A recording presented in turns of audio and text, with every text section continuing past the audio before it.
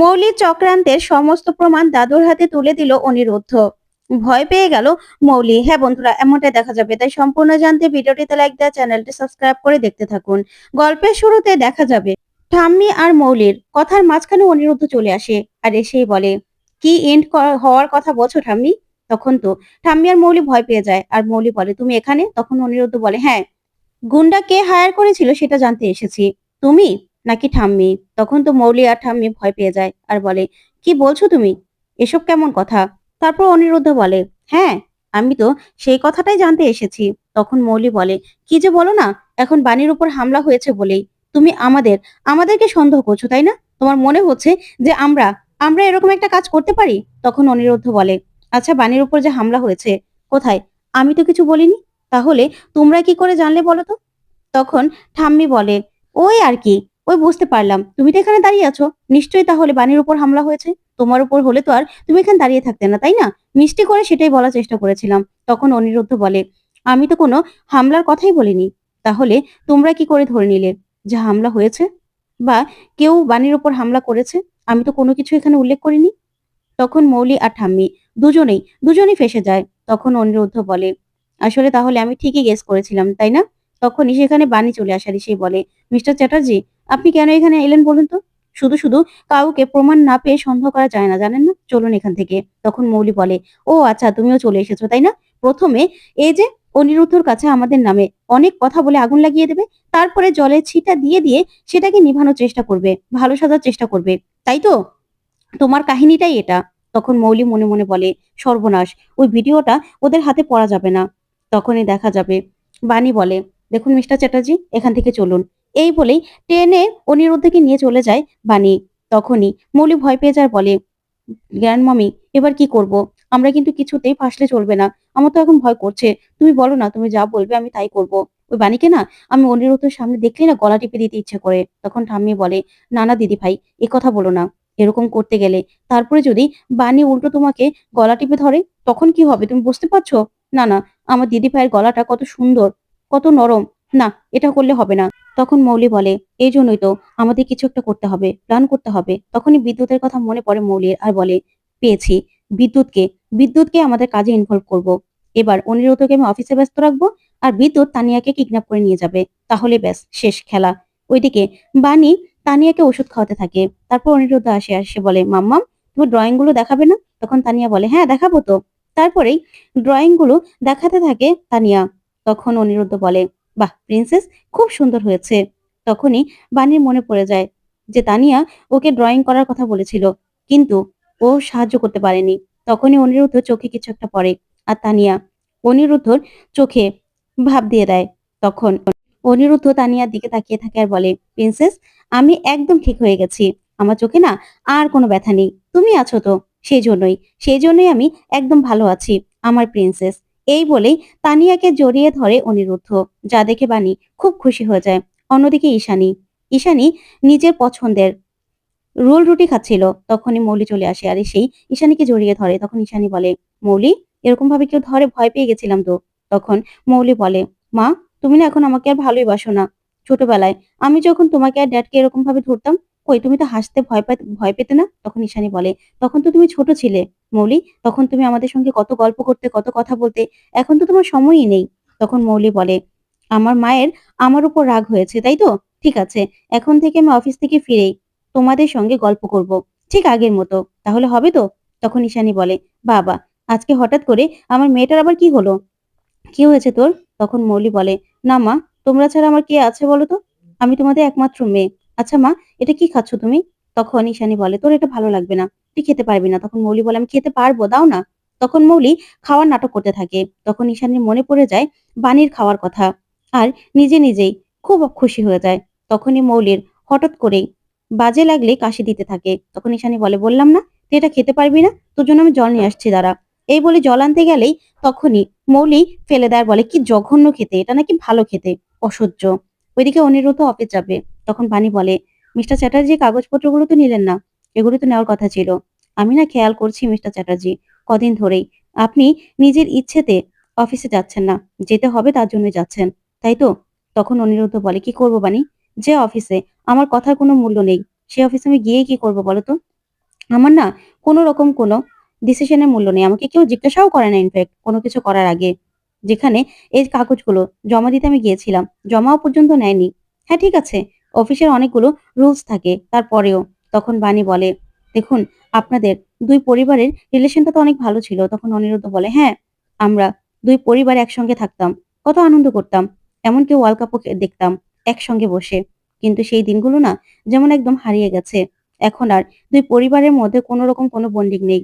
কেমন যেন সম্পর্কটা নষ্ট হয়ে গেছে।" তখন বানি বলে, "আপনি আমাকে বিয়ে করাতেই সবাই, সবাই মন খারাপ করেছে। সম্পর্কটা কেমন যেন হয়ে গেছে। কিন্তু সেটাকে তো সময় দিতে হবে। সবকিছু ঠিক করতে হবে।" তখনই সেখানে সাথী চলে আসে। এসেই বলে, "অনিরুদ্ধ, বানি কিন্তু একদম ঠিক কথা বলেছে। সময় দে, দেখবি সবকিছু আস্তে, আস্তে ঠিক হয়ে গেছে।" তখনই, তখনই বানি বলে, "হ্যাঁ, আপনি একটু ধৈর্য ধরুন। দেখবেন এই সম্পর্ক তো শেষ আমাদের ঠিক করতেই হবে। না হলে যে কিছুতেই ২ পরিবারে শান্তি আসবে না। কারণ ২ পরিবারের মানুষগুলো একত্রে থাকতেই হবে।" তখনই অনিরুদ্ধ বলে, "আচ্ছা ঠিক আছে। তাহলে আমি এখন অফিস যাচ্ছি।" এই বলেই অনিরুদ্ধ সেখান থেকে বেরিয়ে পড়ে। ওইদিকে মৌলি অনিরুদ্ধর জন্য অফিসে অপেক্ষা করছে। তখন অনিরুদ্ধ আসার বলে, "আসবো?" তখন মৌলি বলে, "হ্যাঁ, এসো।" "আচ্ছা অনিরুদ্ধ, এসব কি?" তখন কতগুলো ফাইল দিয়ে বলে, "এখানে কোন রকম কোন কাজ এখনো শেষ করা হয়নি।" "কেন? কেন করা হলো না এখনো?" তখন অনিরুদ্ধ বলে, "মৌলি, তুমি মনে হয় ভুলে গেছো যে এই কাজগুলো আমার করার কথা নয়। এগুলো অ্যাকাউন্ট ডিপার্টমেন্টের করার কথা। আর বাকিটা চেক দেওয়ার কথা তোমার। কারণ তুমি সিইও, আমি নয়।" তখনই মৌলি বলে, "কেন? খুব তো বড়, বড় কথা বলতে যে সব কাজ নাকি সমান, হাতে, হাতে সব কাজ নাকি করে দেবে। তাহলে কি সে কাজ ভুলে গেলে নাকি?" তখন অনিরুদ্ধ বলে, "মোটেও না। সেটা আমি ভুলে যাইনি। তবে আমাকে তো সময় দিতে হবে, তাই না? আর আমাকে তো কাজগুলো করতে হবে। না করলে তো আর হবে না। তার জন্যই। কাজগুলো করে দেব। ঠিক আছে, করে দেব। আর এখন, এখন তো আমার কোনো কিছু করার আর দরকার পড়ে না।" তখন মৌলি বলে, "হ্যাঁ, তোমার যেটা দায়িত্ব সেটা তো তোমাকে করতেই হবে। শুধুমাত্র এই অফিসটা না পার্ক মনে করো না। তুমি তো দেখছি আসছো আর যাচ্ছ।" তখন অনিরুদ্ধ এই কথা শুনে বলে, "না, আমি ওরকম গাজর কাজ কোনোদিনও করি না। ঠিক আছে, ফাইলগুলোকে আমি নিয়ে যাচ্ছি। আমি পরশুদিনের মধ্যে এই ফাইলগুলো সলভ করে দেব।" তখন মৌলি বলে, "না, কালকের মধ্যে, কালকের মধ্যে এই কাজগুলো কমপ্লিট চাই। দরকার হলে ওভারটাইম করবে। বুঝতে পেরেছ? কিন্তু এই কাজগুলো যেন কালকের মধ্যে হয়ে যায়।" তখন অনিরুদ্ধ আর কিছুই বলে না। কিছু না বলে সেখান থেকে বেরিয়ে গেলেই মৌলি খুব খুশি। আর বলে, "এবার অনিরুদ্ধ চ্যাটার্জি, দেখি তুমি কি করো। তোমাকে এইভাবে কাজে আমি ব্যস্ত রাখবো, বাণীর থেকে দূরে নিয়ে আসবো। আর আমার কাছাকাছি নিয়ে আসবো। দেখবো এবার তুমি কি করো। তুমি আমার কাছে থাকবে, আমার কাছে।" ওইদিকে অনিরুদ্ধ কাজ করছে। সবাই এক, এক করে অফিস থেকে লাঞ্চে আসছে। কিন্তু অনিরুদ্ধ কাজই করছে। তখনই পিয়ন আসে আর এসে বলে, "স্যার, মৌলি ম্যাডাম এই ফাইলগুলো আপনাকে দিল। বলল একটু আর্জেন্ট।" তখনই অনিরুদ্ধ ফাইলগুলো খুলে বলে, "এগুলো তো আজকে ডিলের ব্যাপার। এগুলো তো আমি কনফার্মেশন দিইনি। কে কনফার্মেশন দিয়েছে?" তখনই লোকটা বলে, "স্যার, চেয়ারম্যান স্যার দিয়েছে।" তখন তো অনিরুদ্ধ এই কথা শুনে চমকে যায়। ওইদিকে মৌলি ওর দাদুকে বলে, "দাদু, তুমি যে আমার কথায় ডিলটা ফাইনাল করেছো সেটাই অনেক।" তখন দাদু বলে, "হ্যাঁ, তোর কথাই তো করব।" তখন অনিরুদ্ধ বলে, "আসবো?" তখন দাদু বলে, "হ্যাঁ, এসো।" তখন অনিরুদ্ধ বলে, "আসলে স্যার, এখানে এই ডিলটা কেন করা হয়েছে? অনেকদিন যাবৎ এই ডিলের অফারটা আমার কাছে আসছিল। কিন্তু এটা আমি করিনি। আগে যে ডিলারগুলো ছিল তারাই কিন্তু খুব ভালো ছিল আমাদের জন্য। এই ডিলারটা ভালো হবে না। সেজন্য আমি করিনি।" তখন দাদু বলে, "আমার মৌলি দিদিভাই বলেছে, সেজন্য আমি করেছি। এখানে তোমার এত কিছু যাচাই বাছাই করার তো কোনো দরকার নেই। আর তুমি যেটা বলবে সেটাই কি আমি শুনবো নাকি?" তখন অনিরুদ্ধ বলে, "না, না, আসলে ওর তো কোনো এক্সপেরিয়েন্স নেই। এইসব ব্যাপারে ওর এখনো অনেক কিছু জানা বাকি আছে। কিন্তু আমি তো জানি।" তখন মৌলি বলে, "দাদু আমাকে এভাবে ছোট করতে পারে না।" তখন দাদু বলে, "শোনো, আমার নাতনির কথায় আমি ডিলটা করেছি। তাই তোমার কোনো কথা আমি শুনতে চাই না। আমার নাতনি যা ভালো মনে করেছে তাই করবে। তাই তুমি এইসব ব্যাপারে একদম কথা বলবে না।" তখন অনিরুদ্ধ বলে তখন অনিরুদ্ধ বলে, "দেখুন, আগে তো আমাকে জিজ্ঞাসা করা হতো। এখন ও যা করছে ঠিক করছে না।" তখন দাদু বলে, "আমার নাতনি সিইও। ওর দায়িত্ব এই সবকিছু। তোমার দায়িত্ব না। বুঝতে পেরেছ? তাই তোমার দায়িত্বগুলোই তুমি পালন করো। ও যা বলবে তুমি ওর কথাগুলো শুনবে। ও তোমার কথা শুনতে বাধ্য নই।"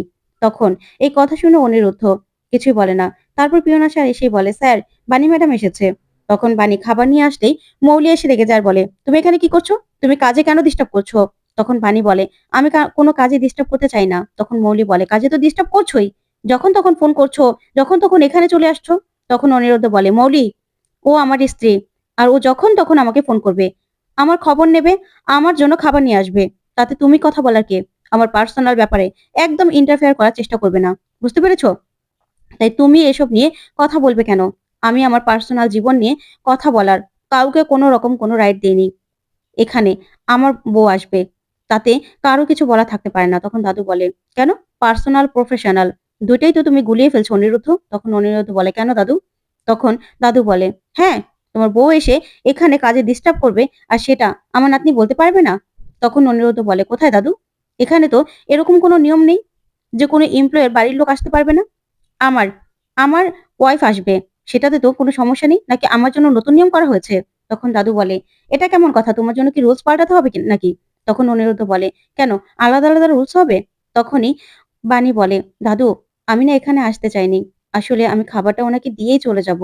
আপনি কিছু মনে করবেন না। তখন দাদু বলে, তুমি একদম চুপ করো। তোমার সঙ্গে তো কোনো কথাই বলতে চাই না। তুমি আসার পর থেকে দুই পরিবারের সম্পর্ক খারাপ হয়ে গেছে। তুমি সবকিছু নষ্ট করে দিয়েছো। তখন অনিরুদ্ধ বলে, দাদু, বানি আমার ওয়াইফ।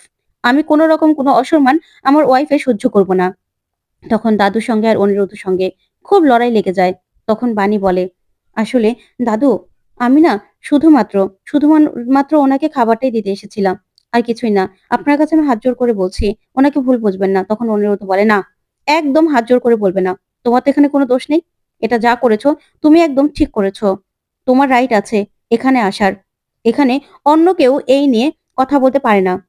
তখন অনিরুদ্ধ সঙ্গে সঙ্গে নিজের ওয়াইফের এরকম অসম্মান দেখে সহ্য করতে পারে না। সঙ্গে সঙ্গে নিজের রিজাইন পেপার বের করে বলে, আমি আজকে থেকে এই কোম্পানি থেকে ইস্তফা দিচ্ছি। এটা আমার রিজাইন পেপার। আমি অনেক আগে থেকে তৈরি করে রেখেছিলাম। জানতাম এই দিনটা আসবে। তবে সেটা যে আজকেই আসবে সেটা আমি বুঝতে পারিনি। তখন তো মৌলি ভয় পেয়ে যায়, মনে মনে বলে, কি হবে? অনিরুদ্ধ চলে গেলে আমি ওকে কাছাকাছি কি করে রাখবো? না না, সেটা হতে পারে না। তখন মৌলি বলে, আচ্ছা, থাক না, বড়দের মধ্যে তো এরকম অনেক কথাবার্তাই হয়ে যায়। থাক, এসব কথা বলার কোনো দরকার নেই। তখন দাদু বলে, আমি কি ওকে কিছু বলেছি নাকি? ওই তো আমার উপর কথা বলছে। আমি কি আমি কি তেমন কিছু বলেছি? তখনই বাণী বলে, দাদু, উনি ছোট। আপনাকে কিছু বলে থাকলে আপনি ওনাকে ক্ষমা করে দেবেন। তখন দাদু বলে, তোমার থেকে আমি অ্যাডভাইস নেব? তুমি একদম কথা বলবে না। তুমি কোন অধিকারে কথা বলো? তখন বাণী বলে, নাতনির অধিকারে। তখন তো মৌলি এই কথা শুনে থমকে যায়। আর মনে পড়ে যায় নকুলের কথা। তখন মৌলি মনে মনে বলে, তাহলে কি নকুল বলে দিল? তখন বাণী বলে, আপনি তো আমাকে একদিন দাদু বলার অনুমতি দিয়েছিলেন। সেই অধিকার থেকে বলছি, আমি আপনার নাতনি। আপনি প্লিজ ওনাকে ক্ষমা করে দিন। তখন দাদু বলে, একদম খবরদার। তুমি আমার নাতনি হওয়ার যোগ্যও না। তুমি আমার নাতনি হলে তোমার এই কাজের জন্য তোমাকে আমি অনেক আগে বাড়ি থেকে বের করে দিতাম। তোমাকে আমার নাতনি হিসেবে মানি না আমি। তখনই অনিরুদ্ধ চিৎকার করে ওঠে আর বলে, জাস্ট এনাফ। অনেক সহ্য করেছি, আর সহ্য করব না। মিস্টার রয়, এই আমার রিজাইন লেটার। আজকে থেকে রয় অ্যান্ড চ্যাটার্জি কোম্পানি থেকে আমি ইস্তফা নিলাম। তো বন্ধুরা, কেমন লাগলো আজকের আপডেট? কমেন্ট করে জানাতে ভুলবে না। ধন্যবাদ।